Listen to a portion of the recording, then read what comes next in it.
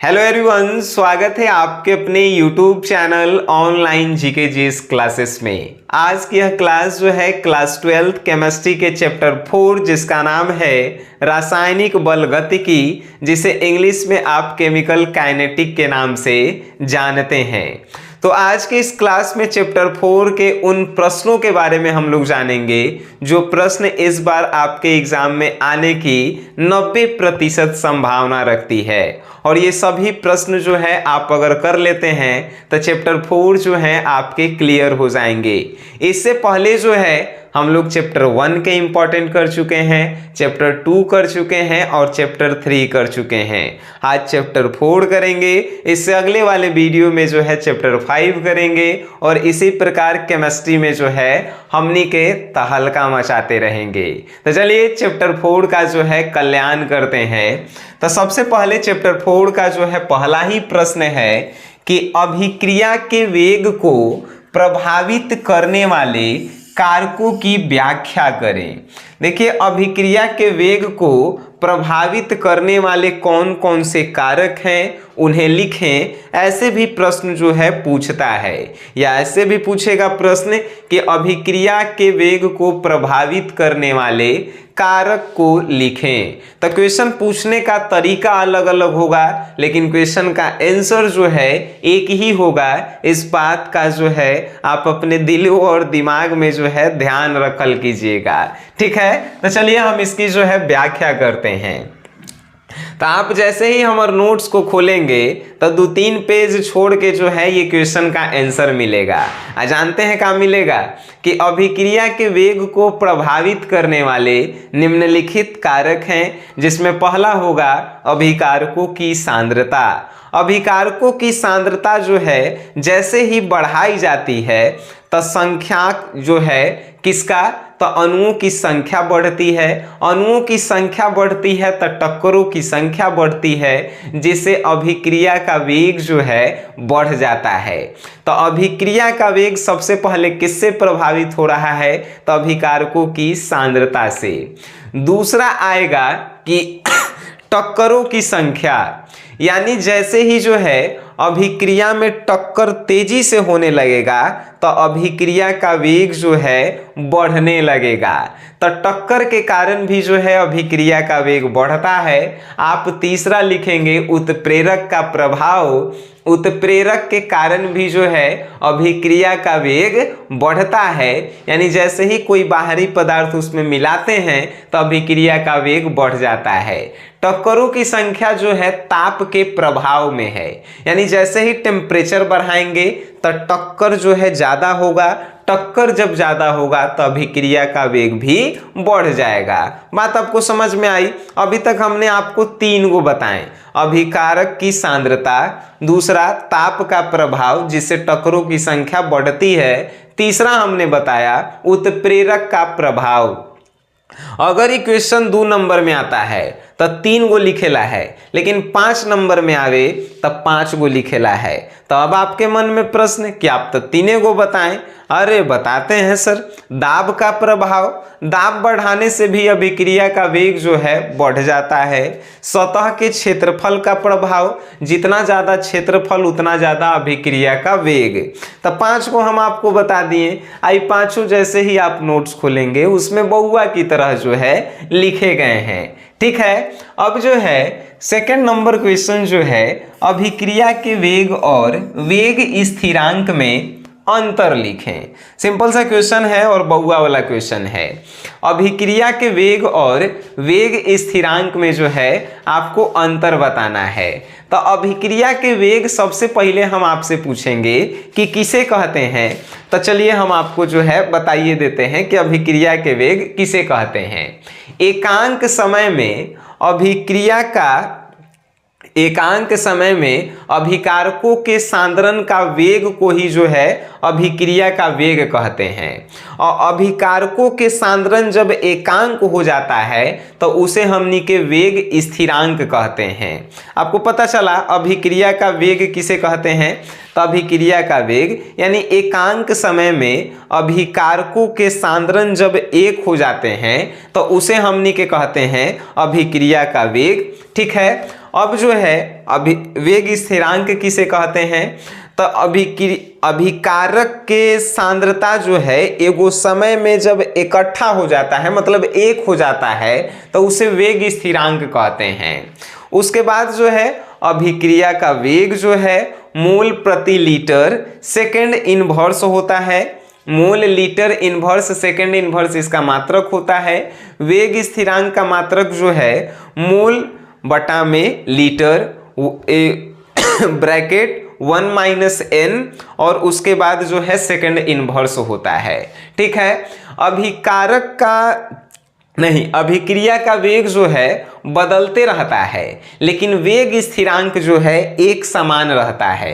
ये 3 गो अंतर है और तीनों जो है आपको याद रखना है। अगर हम फिर से रिपीट करें तो पहला परिभाषा आपको लिखना है कि एकांक समय में अभिकारकों या उत्पादों की सांद्रता में होने वाले परिवर्तन को ही अभिक्रिया का वेग कहते हैं। और अभिक्रिया में अभिकारकों के सांद्रता एकांक होने पर अभिक्रिया का वेग जो है बराबर हो जाता है। दूसरा आपको याद रखना है कि अभिक्रिया का वेग जो है बदलते रहता है, लेकिन वेग स्थिरांक एक समान रहता है। तीसरा आपको याद रखना है कि अभिक्रिया का वेग का मात्रक mole litre inverse second inverse होता है। इसमें आपको याद रखना है कि मोल प्रति लीटर बड़ा bracket 1 - n into second inverse जो है वेग स्थिरांक का मात्रक होता है। ठीक है, अब जो है आपसे तीसरा क्वेश्चन पूछा है, निम्नलिखित की परिभाषा दें। तो पहला अभिक्रिया की कोटि। अब देखिए अभिक्रिया की कोटि किसे कहते हैं। कोई अभिक्रिया है जैसे r बराबर के x के पावर में 1 और y के पावर में जो है 1, तो जानते हैं अभिक्रिया की कोटि किसे कहते हैं। तो कोई अभिक्रिया के सांद्रण का जो पावर होता है, पावर इसी के योगफल को अभिक्रिया की कोटि कहते हैं। तो एकर आपसे पूछेगा कि एकर कोटि केगो है, तो 1 आ 1 2 एकर जो है कोटि है, मतलब जो पावर में रहता है उसी को जोड़ते हैं तो उसे अभिक्रिया की कोटि कहते हैं। फिर आपसे पूछ ले है थ्रेशोल्ड ऊर्जा का है। थ्रेशोल्ड ऊर्जा देहली ऊर्जा को कहते हैं। यानी कोई अभिक्रिया, जब कोई अभिकारक होता है तो अभिक्रिया करने के लिए जो है ओकरा में एगो न्यूनतम ऊर्जा होता है, उसी ऊर्जा को हमनी के देहली ऊर्जा कहते हैं। इंग्लिश में थ्रेशोल्ड एनर्जी के नाम से आप उसे जानते हैं। ठीक है, जैसे कि हम पढ़ा रहे हैं, पढ़ाने के लिए जो है हमारे शरीर में एनर्जी पहले से होगा, तो जो पहले से एनर्जी है उसे हमनी के जो है देहली ऊर्जा कहते हैं, और जो बाहर से हम एनर्जी लेंगे उसे हमनी के संक्रियन ऊर्जा कहेंगे। बातें आपको समझ में आ रही है? बिल्कुल समझ में आ रही होगी कि कोई अभिक्रिया जब हो रहा है तो अभिक्रिया होने में जो उसका एनर्जी लगेगा, न्यूनतम एनर्जी लगेगा, यानी अभिक्रिया शुरू होने के लिए जो न्यूनतम एनर्जी मेरे में है उसी को जो है हमनी के क्या बोल रहे हैं, देहली ऊर्जा। लेकिन अभिक्रिया को शुरू करने के लिए बाहर से जो ऊर्जा हम ले रहे हैं उसे संक्रियन ऊर्जा बोलेंगे। ठीक है, अब देखिए चौथा नंबर प्रश्न पूछ ले है कि शून्य कोटि अभिक्रिया के लिए अर्धायु काल का व्यंजक प्राप्त करें। इक्वेशन जो है बउआ वाला है और आप जो है नोट्स में आप देखेंगे तो इक्वेशन के जो है आंसर है। ये 3 गो क्वेश्चन पहले देख लीजिए। शून्य कोटि अभिक्रिया के लिए अर्धायु काल का व्यंजक, प्रथम कोटि अभिक्रिया के लिए वेग समीकरण का व्यंजक प्राप्त करें, या वेग समीकरण के जगह गति स्थिरांक भी आपको देखने को मिलेगा। और छठा नंबर है छद्म प्रथम कोटि अभिक्रिया क्या है। छद्म प्रथम कोटि अभिक्रिया के तरह ही होता है, लेकिन एकरा में एगो अभिकारक के सांद्रण ज्यादा होता है, एगो अभिकारक के सांद्रण कम होता है।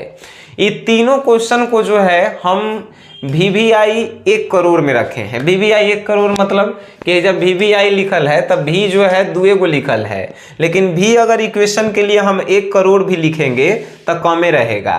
कहे के हमर तात्पर्य यानी कि ये 3 गो ऐसा क्वेश्चन है जो आज तक कोनो बिहार बोर्ड के एग्जामे नहीं हुआ जेकरा में नहीं आया है। मतलब कहे के कि एक क्वेश्चन इन तीनों में से जो है हमेशा आता है। तो आपको ये तीनों क्वेश्चन जो है एकदम बउआ की तरह करके जाना है। अगर आप नहीं करके जाएंगे तो आप पछताएंगे नहीं, बहुत ज़्यादा पछताएंगे। ठीक है, ये बात के ख्याल रखल जाएगा। इक्वेशन व्यंजक प्राप्त करला कहता है। व्यंजक आपको जो है आपके नोट्स में दिए गए हैं, आप ऑलरेडी जो है उसको सीख के कर सकते हैं। अब आप कहेंगे कि बार बार आप नोट्स के नाम ले रहे हैं, ये नोट्सवा मिलता ही कहाँ हो? तो नोट्स जो है मिलेगा कहाँ, उसके लिए सिंपल सा प्रोसेस है। आपको एगो कमेंट बॉक्स में ऐप का लिंक दिख रहा होगा, चाहे आपको जो है डिस्क्रिप्शन में एगो ऐप का लिंक मिलेगा। अब उतना आपके पास खोजेला टाइम नहीं है, तो आपको जो है प्ले स्टोर पे जाना होगा और लिखेला होगा SGS क्लासेस।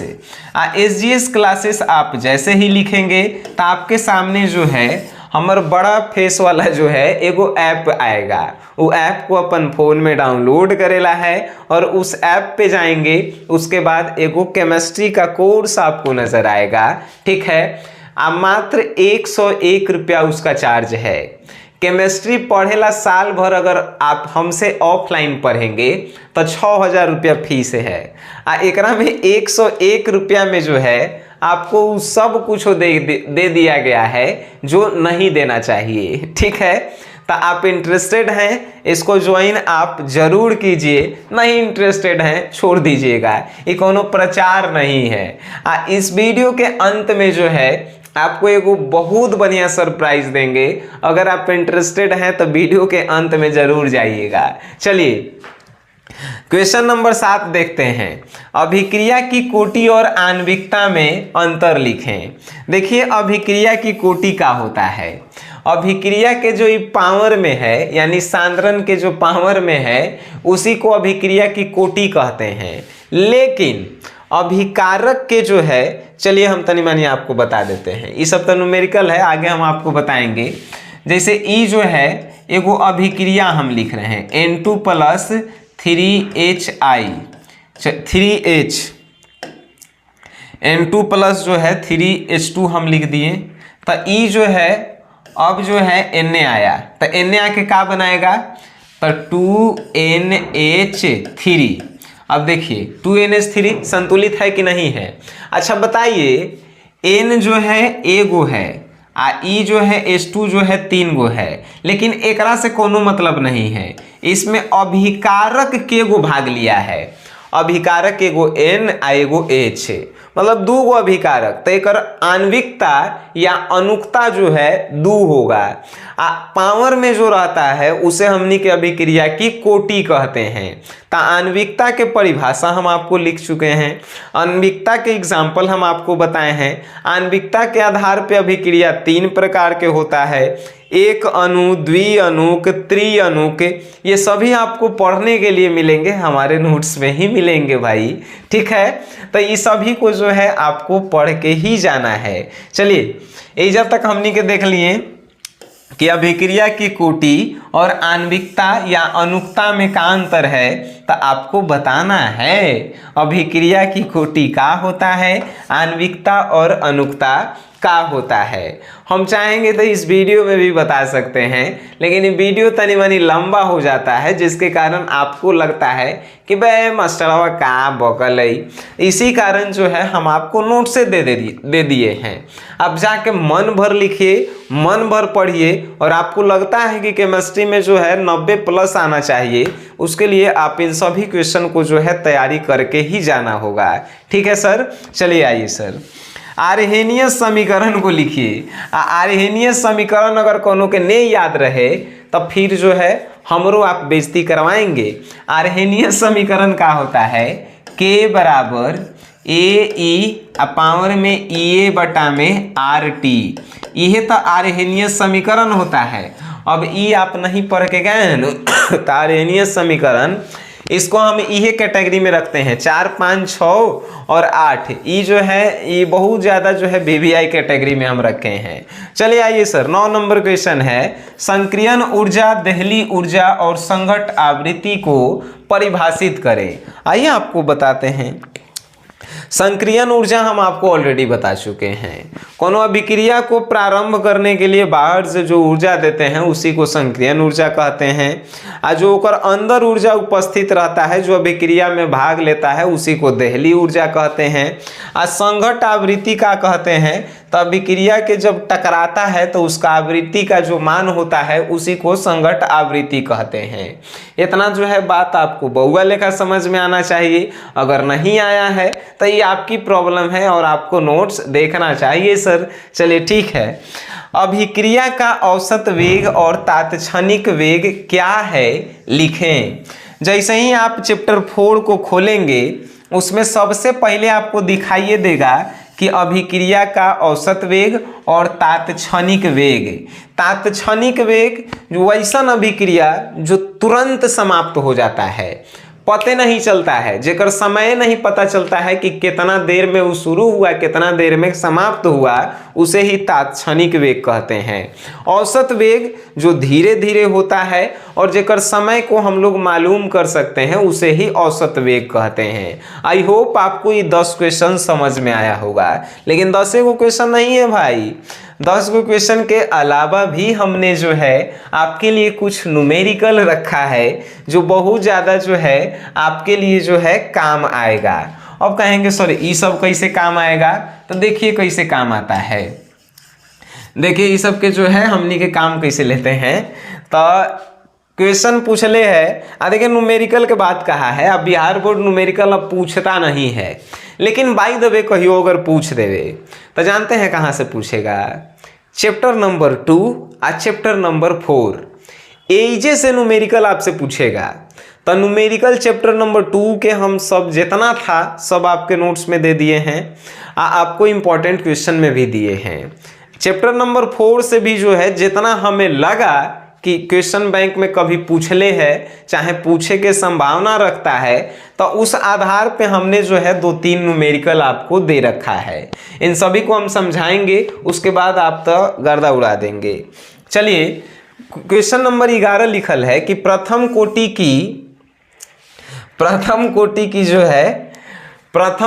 की अभिक्रिया का वेग स्थिरांक मतलब कि के का मान जो है दिले है इतना मिनट इन भर से। इस अभिक्रिया का अर्धायु काल निकालिए। कौनो ऐसा क्वेश्चन का है तो आपको सॉल्यूशन पहले लिखेला है और लिखेला है दिया गया है तो वेग स्थिरांक दिले था क्वेश्चन में, वेग स्थिरांक हम लिख दिए। समय हमको निकालेला है, समय दिला ही नहीं है, समय वाट हम लिख दिए। हम जानते हैं वी नो दैट का हम जानते हैं कि टी हाफ मतलब अर्धायु काल बराबर होता है 0.693 बटा में के मनवा है का दिले है, के मान इजा रख दीजिए, सॉल्यूशन आप कीजिए, आंसर आपको निकल के आएगा, मिनट में आंसर आएगा।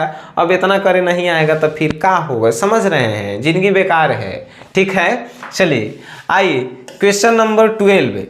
प्रथम कोटि की अभिक्रिया का अर्धायु काल 10 मिनट दिले है। अब की आपको समय दे दिले है 10 मिनट और अभिक्रिया की दर निकालें। सॉल्यूशन है टी हाफ, अर्धायु काल मतलब कि टी आधा, ठीक है, कितना दिले है 10 मिनट दिले है, 10 मिनट।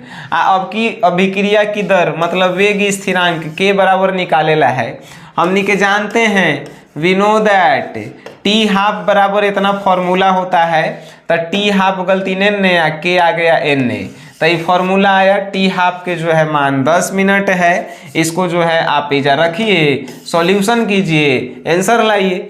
जब इतना आंसर नहीं आएगा तो फिर इस पृथ्वी पे रहे के हमनी के का प्रॉफिट है, कुछ है प्रॉफिट है कि नहीं। चलिए 13 नंबर क्वेश्चन। प्रथम कोटि की अभिक्रिया के वेग स्थिरांक का मान 60 सेकेंड है। इस अभिक्रिया के 75% पूरा होने में कितना समय लगेगा।